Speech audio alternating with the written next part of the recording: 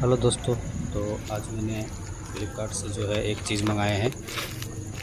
जो देखिए आप लोग क्या मंगाए हैं।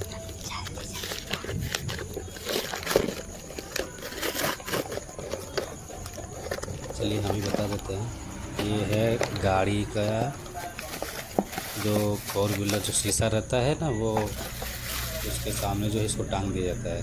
और टांगने के बाद इसमें क्या है कि मोबाइल हैंगर है ये। मोबाइल को टांग के इसको वहाँ पर मोबाइल टांग दीजिएगा तो लगेगा कि छोटा सा टीवी देख रहे हैं। चार चक्का के सामने जो आईना रहता है आगे में, ऊपर में, अंदर अंदर में, उसी में ये हैंगर, मोबाइल का हैंगर है। तो मोबाइल टांग दीजिएगा तो टीवी जैसा लगेगा कि हम टीवी देख रहे हैं। सो हमको ये प्रोडक्ट लेकिन अच्छा नहीं लगा। चलिए, नहीं अच्छा लगा, एकदम ख़राब है ये।